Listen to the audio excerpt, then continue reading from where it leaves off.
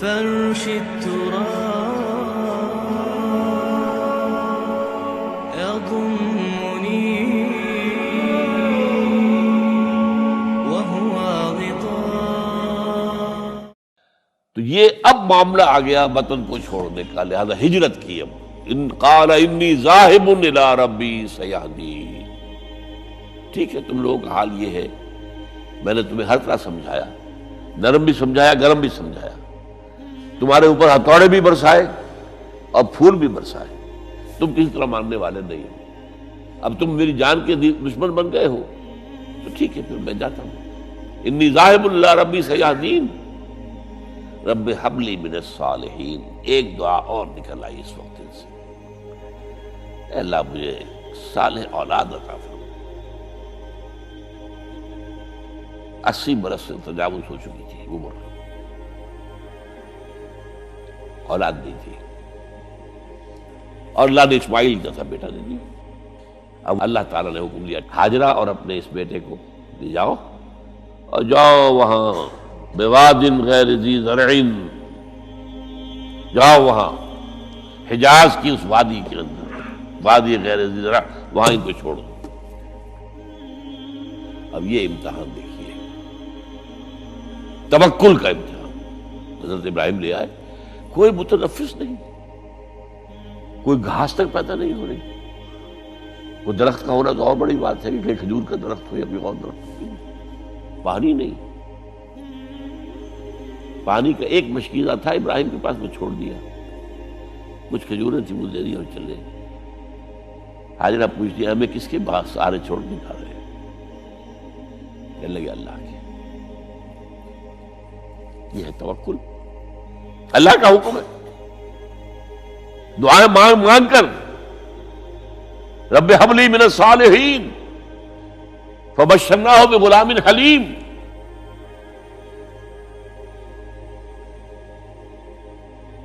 اب وہ بچہ آتے رہتے تھے، چکر لگاتے تھے. فلما بلغ معه السعی، جب وہ بچہ اسماعیل ان کے ساتھ بھاگنے دوڑنے کے قابل ہو گیا، کاموں میں ہاتھ بٹا رہا ہے، 13 برس کی عمر ہو گئی ہے، نوجوان. اب اندازہ کیجئے 100 برس کی عمر، بوڑھا آدمی، اولاد اب تک ہوئی نہیں تھی. ایک اولاد مانگ مانگ کر دعا سے اللہ سے لی ہے. اب آخری امتحان آتا، اس سے آگے کوئی امتحان نہیں.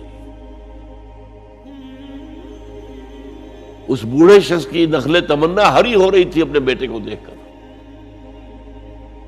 فلما بلغ معه السعی قال یا بنی انی اری فی المنام انی اذبحک فانظر ماذا تری. کہتے ہیں حضرت ابراہیم بیٹے، میں مسلسل دیکھ رہا ہوں خواب میں کہ میں تمہیں ذبح کر رہا ہوں. تو دیکھو، غور کرو، تمہاری رائے کیا ہے؟ نبی کا خواب بھی وہی ہوتا ہے، اس میں کوئی شیطنت جو ہے، کوئی شیاطین جن و انس کی کوئی مداخلت نہیں ہو سکتی. پھر یہ کہ پے بپے 3 دن یا بنی انی اری فی المنام انی اذبحک فانظر ماذا تری. اب جواب سنیے، وہ حلیم. یا ابت افعل ما تؤمر ستجدنی انشاءاللہ من الصابرین. ابا جان کر گزریے جو آپ کو حکم ہو رہا ہے. تومر امرتا نہیں، تومر حکم ہو رہا ہے. جب 3 دفعہ آپ کو یہ حکم ہو گیا اللہ کی طرف سے تو پھر دیر کاہے پہ؟ یا ابت افعل ما تؤمر ستجدنی انشاءاللہ من الصابرین. آپ مجھے انشاءاللہ صابر پائیں گے. یہ وہ صابر اور حلیم ہونے کی شان ہے، جان دینے کے لیے تیار. اب یہاں بھی دیکھیے کہ یہودیوں نے اتنی تحریفیں کی ہیں.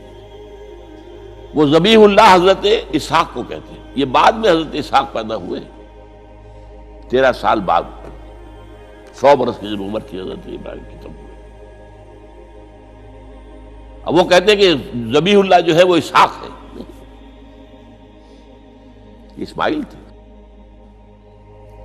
مروہ پہاڑی، جو مروہ اور یہ موریا، وہاں پر بھی انہوں نے ایک پہاڑی کا نام رکھ دیا مروہ. وہ کہتے ہیں یہاں پر اسحاق کو ابراہیم نے ذبح کرنے کی کوشش کی. سب بکواس. ایک بڑی عمدہ کتاب مولانا فراہی رحمۃ اللہ علیہ کی تھی، عربی، پھر اس کا ترجمہ ہوا، الرأی الصحیح فی من هو الذبیح، عربی میں کتاب تھی کہ ذبیح کون تھا، اسماعیل یا اسحاق، اس کے بارے میں صحیح رائے کیا ہے، یہ اس کتاب کا موضوع ہے۔ تو انہوں نے تورات کے حوالے سے ثابت کیا ہے۔ اصل میں ہوتا کیا ہے، چور لاکھ چیزیں چھپا بھی جائے اپنی تو کہیں نہ کہیں کلو چھوڑ جاتا ہے، آخر تفتیش ہوتی ہے، پولیس والے بھی جانتے ہیں کہیں نہ کہیں سے کوئی نہ کوئی کلو جو ہے، اب ساری چیزوں کو سمیٹنا مشکل ہوتا ہے اس کے لیے، تو اس کے اندر وہاں کلو موجود ہے، اسحاق اس کے اندر، تورات کے اندر جس سے ثابت ہوتا ہے، انہوں نے ثابت کیا۔ الرأی الصحیح فی من هو الذبیح، اس کا میں نے ترجمہ شائع کیا تھا جب میں نے ابتدا کی ہے لاہور میں آ کر اپنے کام کی 1965 میں، تو دارالاشاعت الاسلامیہ میں نے قائم کیا تھا اپنا ایک دارالاشاعت پبلشنگ ہاؤس، اس سے وہ کتاب شائع کی تھی میں نے، اب بھی وہ چھپتی ہے، اب وہ اور پبلشر ہیں ان کے، وہ چھاپ رہے ہیں۔ بہرحال تو حضرت اسماعیل جو ہے وہ ذبیح اللہ ہے، اللہ نے جب لٹا دیا، فلما اسلما وتلہ للجبین، اب یہاں پر ذرا نوٹ کیجئے، اسلما، جب دونوں نے اسلام کا مظاہرہ کیا، وہ جو میں نے کہا تسلیم، سر تسلیم خم ہے جو مزاج یار میں آئے، بوڑھا باپ چھری لے کر تیار ہو گیا ہے اور جوان بیٹا گردن ڈال کر بس صرف ایک احتیاط کی ہے کہ پیشانی کے بل لٹایا ہے تاکہ چہرہ سامنے نہ رہے، اتنی بات، چھری چلاتے ہوئے چہرہ اوندا بولتا، اللہ للجبین، پیشانی کے بل انہوں نے لٹا دیا اور پھر چھری چلائی، لیکن اللہ نے پکار کر کہا، یا ابراہیم قد صدقت الرؤیا انا کذالک نجزی المحسنین، اے ابراہیم بس تم نے اپنا خواب پورا کر دیا۔ میں نے آج سے بہت پہلے مضمون لکھا تھا اس پر، تو میں نے کہا تھا جس کا امتحان لیا جا رہا تھا وہ فیل نہیں ہوا، ممتحن کو بس کرنی پڑی، اللہ کو بس بس بس، ان ھذا لہو البلاء المبین، اے ابراہیم واقعتاً یہ بہت بڑی آزمائش تھی جس میں تم پورے اتر گئے ہو۔ یہ میں نے آپ کے سامنے زندگی کا جو پورا ایک نقشہ ہے ابراہیم کا، ہر قدم پر امتحان، ہر قدم پر امتحان، ایک سے ایک کڑا امتحان، ایک سے ایک بڑا امتحان، اور آخری امتحان یہ تھا، ان ھذا لہو البلاء المبین۔ جب ممتحن یہ کہتے ہیں بھائی بات تم بہت مشکل، پرچہ واقعی میں نے بہت مشکل سیٹ کیا تھا، کمال ہے تم نے بہت عمدہ حل کیا، تو اس سے بڑی شاباش کیا ہوگی؟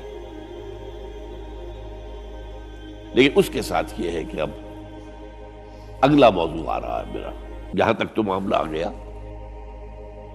یہ قربانی جو ہے اس کو پھر ہمیشہ کے لیے اب سنت ابراہیم کے طور پر جا باقی رکھا گیا۔ عین اس وقت جنت سے ایک میڈا ان کی جگہ آ گیا، حضرت اسماعیل کو کوئی قدر نہیں پہنچی، کچھ بھی نہیں، میڈا ذبح ہو گیا، اور وہ قربانی ہے جو آج پوری دنیا میں اس وقت سے لے کر ترکنا علیہ فی الآخرین، ہم نے اس کی یہ یاد ہے، یہ قربانیاں جو آپ دیں گے یہ کیا ہے؟ حضور سے پوچھا گیا ما ھذی الاضاحی یا رسول اللہ، اے اللہ کے رسول یہ اضاحی کیا ہے، یہ کیا ہے، یہ جو ہم قربانیاں دیتے ہیں کیا ہے؟